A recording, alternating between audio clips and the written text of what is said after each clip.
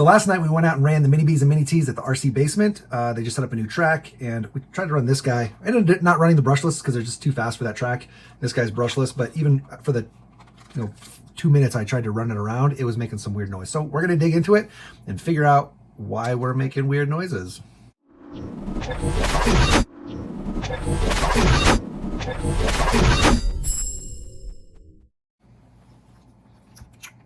We're gonna pull this off. Ooh, what is going on in there?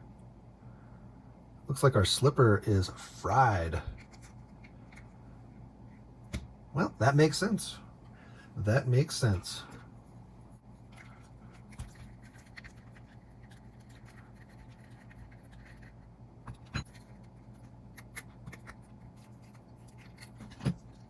Man, this is toast.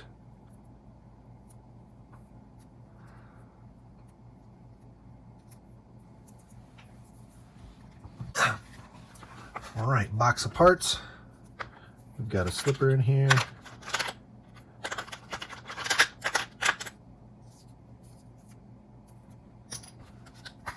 I wasn't sure if we had one of the hot racing conversions. We have them on the other trucks. I wasn't sure if I had an extra one to throw on here where it's no slipper.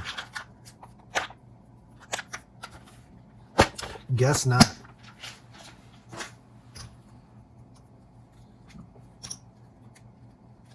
Yikes, we need to get that cleaned up. There's a mess in there. It's all the dust. Must have gotten loose or something, because that is pretty brutal. So we went ahead and cleaned up all of our slipper clutch dust. We used a brush and some paper towels and cleaned it up. So for the newer people, the point of this slipper clutch is to basically give a little bit of give between the motor and your diff and your wheels and tires. So when you floor it, it's got a little bit of slip. And that's more for when you're coming off of like a jump and you're landing, and say you let completely off the motor, your wheels are going to be spinning and your motor's not. So having a little bit of slip in there helps let them match up better. Or if you're flooring it off of a jump and you're going 2,000 RPM and you land and your motor or your wheels are going to be going much slower than that because you're trying to lift yourself up. When you land, if you don't have slip in there, you could potentially break things, bend things, lose more control, because your wheels are gonna basically peel out when they hit the ground, because they're going at 2,000 RPM, and when they hit the ground, they're gonna slow. So by having the slipper clutch in there, it lets the motor and the ground speed, the wheels and the ground speed even match up a little bit. Okay. There are some people that will run slipperless Spurs, and it basically is just mounted straight to it, and it's a direct drive, and there's no room for slipping essentially. You just have to be careful when you run something like that, because when you're doing a lot of jumping or throttling and landing at slower speeds, you are much more prone to doing damage to your drivetrain essentially with no slipper clutch. So basically just like a brake or a real clutch, it's kind of sandwiched in between two plates, and you can adjust how tight the clutch is against the plates, well, how tight the plates are against the clutch, by adjusting this nut here, your slipper clutch nut and the spring.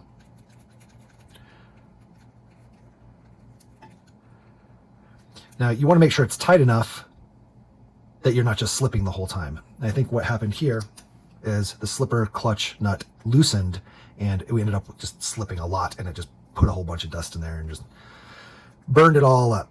So you want to make sure it's tight enough to grip under normal usage. And I'll show you here in a minute. Get her back together.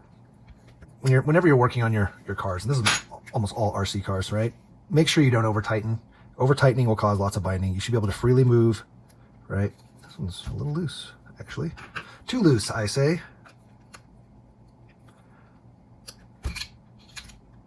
You can see now we're way too tight. Look at that. It doesn't want to move at all.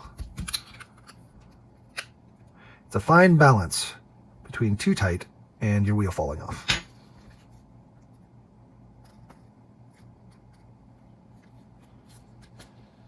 Okay, so our fronts are clearly good. And then your rear, you should be able to kind of just, it should be loose enough. I almost kind of say it should be loose enough to blow on and have it move.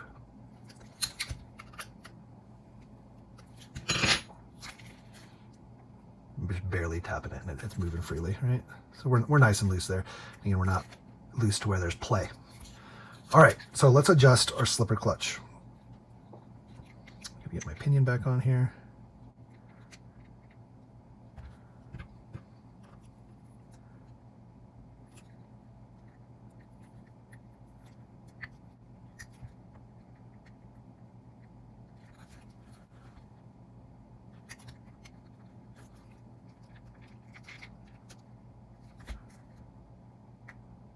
Actually, our mesh is a little tight here. Maybe that also had something to do with it. So we're going to adjust our mesh just a little bit.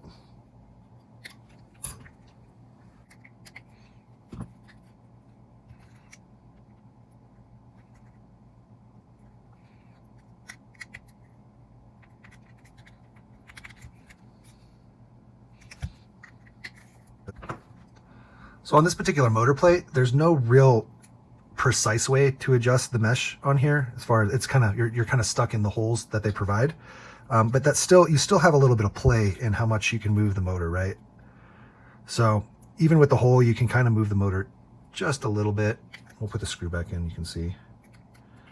I just wanted to show that some motor plates don't really have a lot of adjustability. And this is one of those. The hot racing one does. And there's some others out there, I'm sure, that give you a little bit more adjustability, but you definitely want to be able to make sure you get your meshing right. You don't want it too tight. If it's too tight, you're going to put a lot of wear on your motor. It's going to get hot easily, burn up your ESC and motor. If it's too loose, then you can skip gears and end up stripping. So you really just want just a tiny bit of play in here.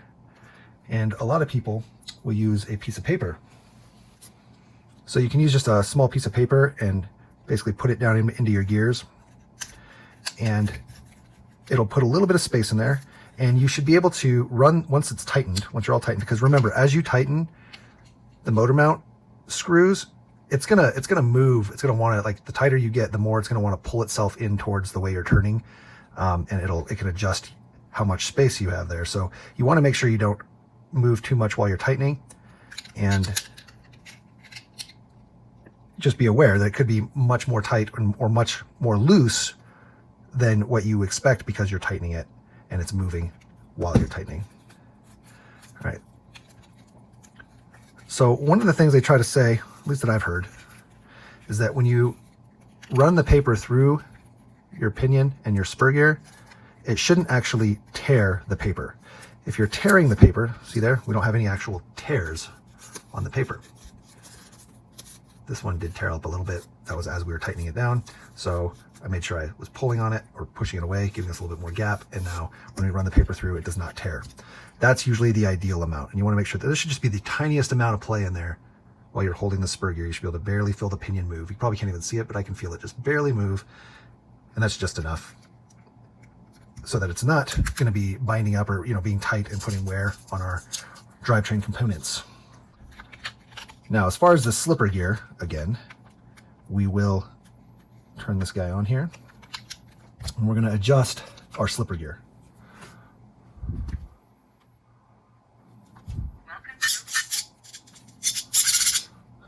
Oh, you know what? I just noticed something. We have something going on with our steering up here in the front. See this right here? It's loose. It's kind of dark in there. But we'll check that out after this.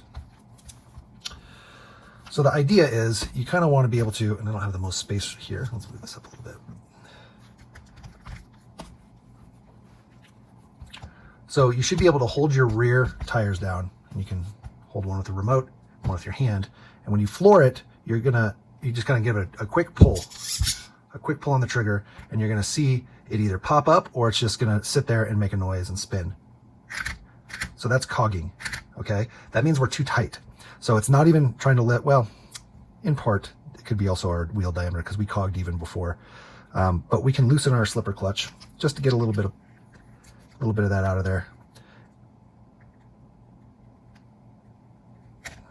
We'll try again. Okay, so that means that our slipper clutch is too loose. It's not lifting at all. So we'll go back just like a half turn.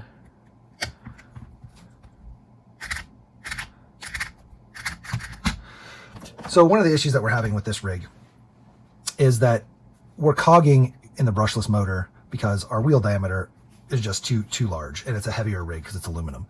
So we're not getting the lift. Normally on a lighter, smaller diameter wheel, you'll get lift. It'll pop up a little bit, and that's what you're looking for. This, we just don't want it so that it's so loose that we're spinning while not moving. We'd rather cog.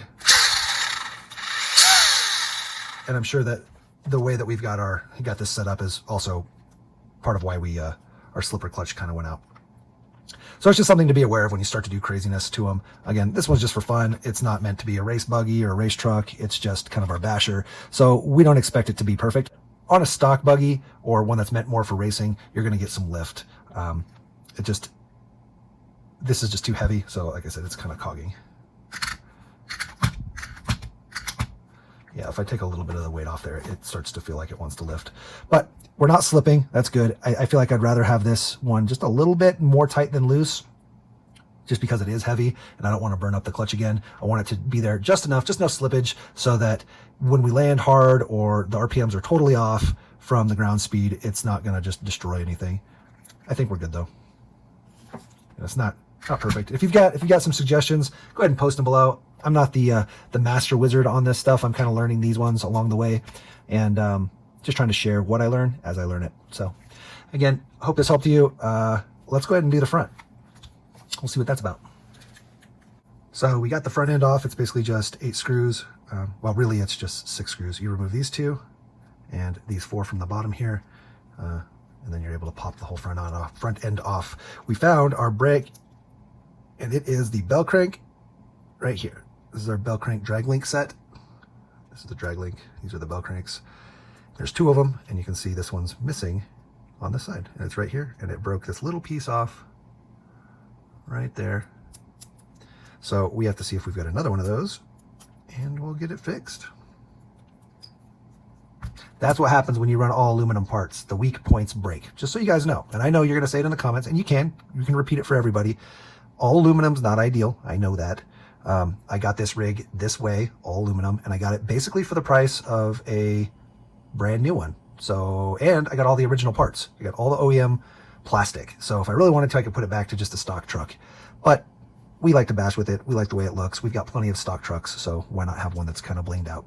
But we do pay for it. We pay for it in our weak links breaking. So ideally, we'd get more aluminum here, but then something else is going to break at some point or bend. And when aluminum bends, you don't always know. You know, when this breaks, you know it's broken. But if it was bent, we may not know. And it may be much harder to diagnose what our issues are if we've got a bent part.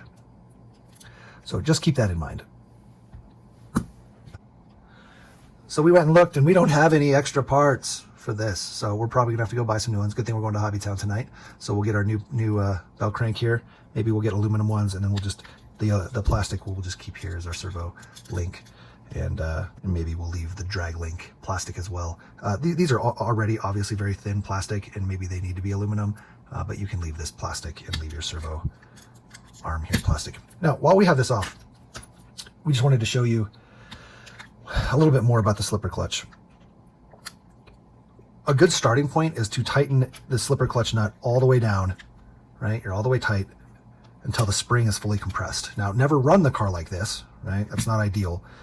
But it's a good starting point, and then you'll basically just go 1 full turn loose, right? We'll loosen it all the way, 1 full turn,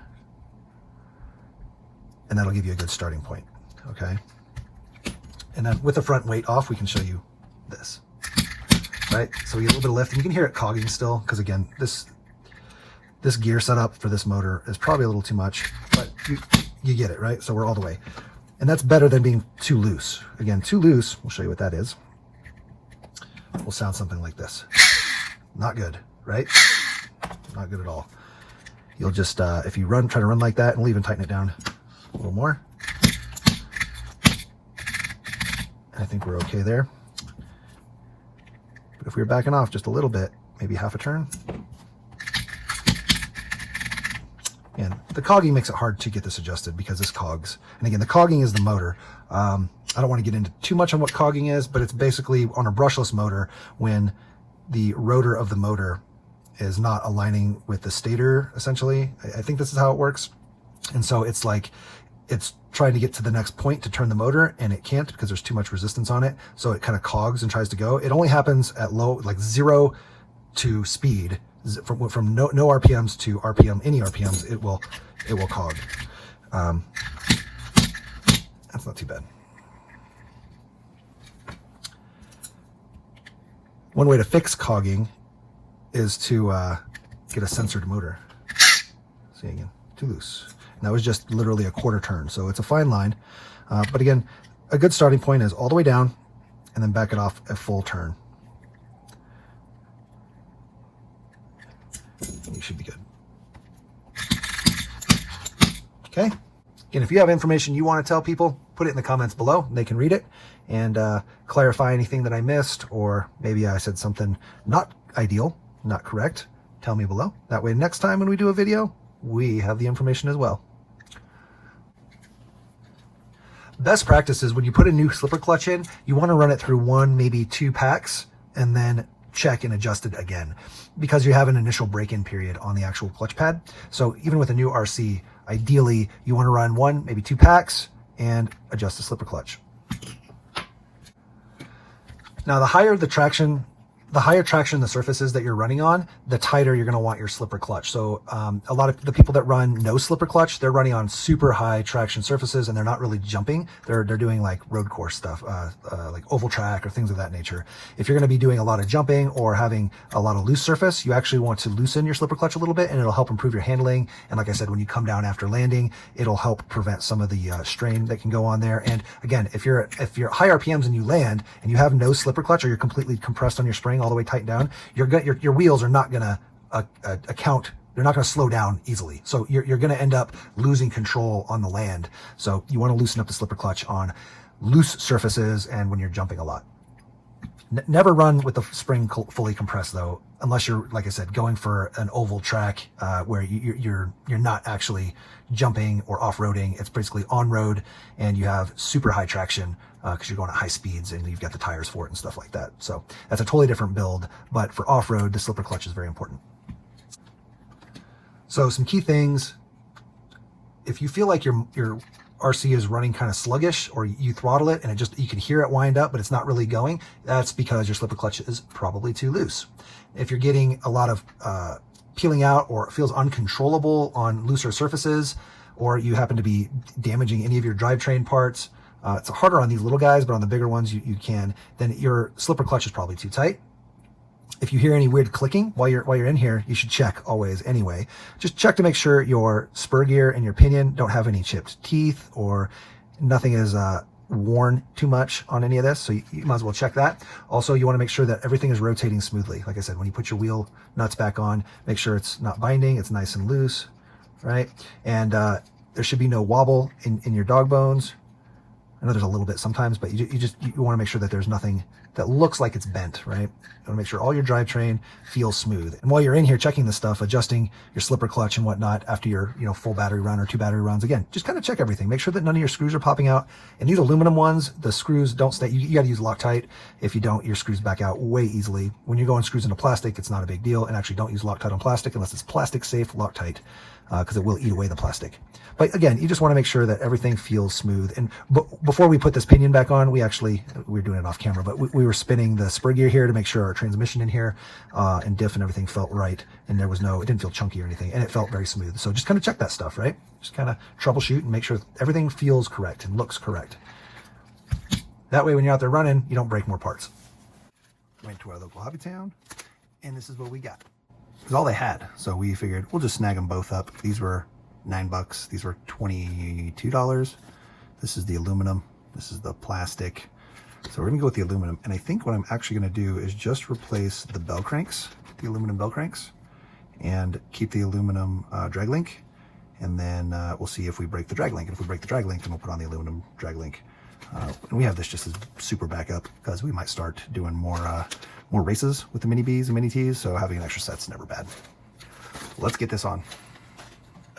So something interesting that we realized, and thankfully we got both sets, the aluminum bell crank does not come with the sleeve or these little bushings.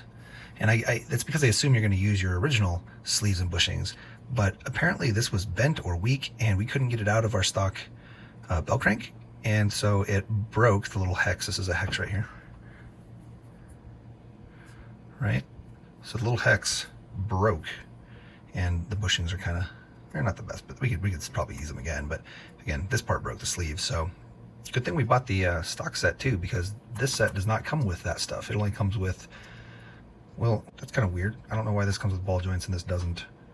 And this comes with sleeves and bushings and this doesn't. I don't get it. They want you to buy both. That's probably why. Or they're assuming your parts are still good. Anyway, just thought I'd point that out. In hindsight, we probably should have picked up these. We just didn't want to wait for them. We were there at the store, figured we'd support local hobby and pick up what they had. But these are only $3 more, and it comes with bearings, not bushings, and the sleeves. So it's got everything. Your screws, your bearings, your sleeves, and it's just $3 more. So if you ever need bell cranks, you need to get them from these guys. All right, we got her all installed back in. We got our bell crank in there. So this is probably not ideal, but whatever. We put just the one aluminum bell crank in. We're gonna leave the other one plastic, leave the drag link plastic, and the servo link plastic. So I guess worst case, we break the other plastic bell crank and it bends the aluminum one. That would kind of suck, I guess, but I doubt it. We'll see. It'd be a fun experiment. And then we got our mesh all good, and we are good to go.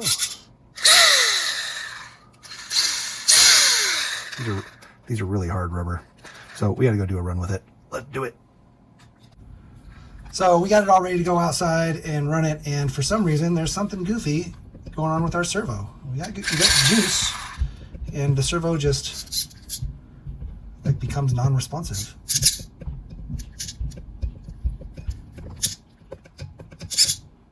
I'm just not understanding what the problem is here. Going full left, full right, full left, full right, full left, full right. That's very strange. So we unhooked it, threw on this cheapy servo. This is one of the, it's literally $3. And so we're gonna try this. We're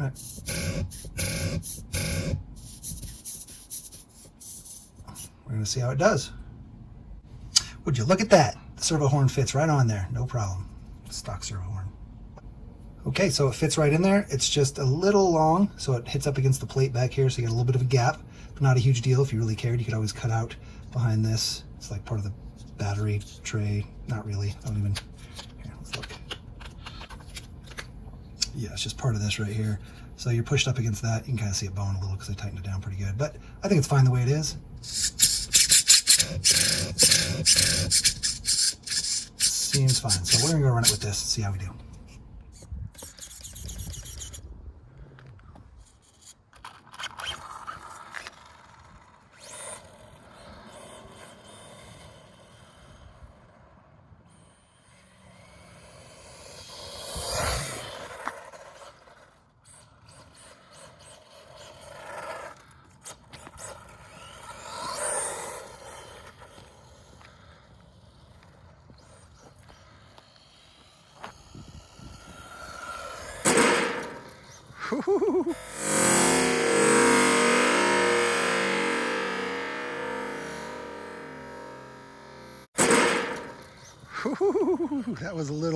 That was a little squirrely.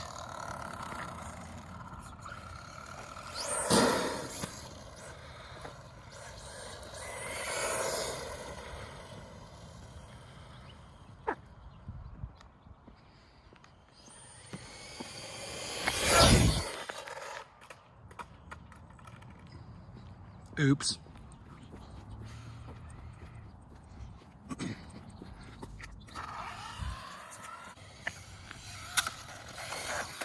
Oh man. Oh man.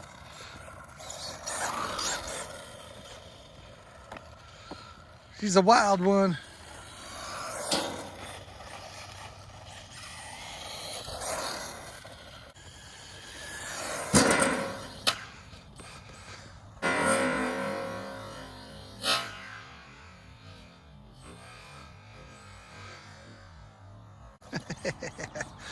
I love this thing. I love this thing. Just see it bounce right off its lid. That was beautiful. Oh, we lost some stuff. This is why you use retaining straps. Oh no, we broke it. Damn it. It's okay. I guess we're doing just one side then. Dude, really? Grr. If those were aluminum, that wouldn't have happened. Just chipped.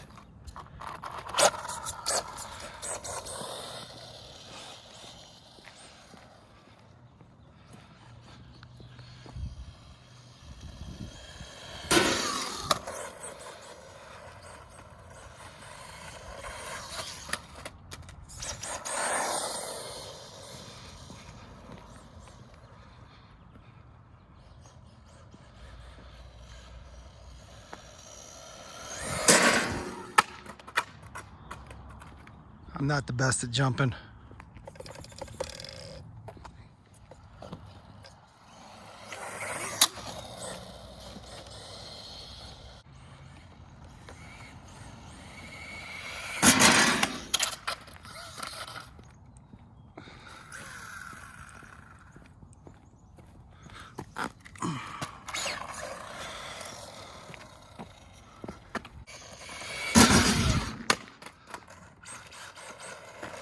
That was a hard land.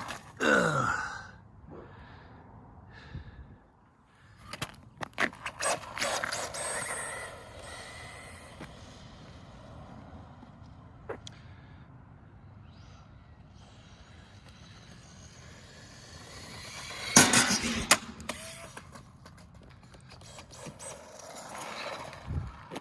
Poor guy.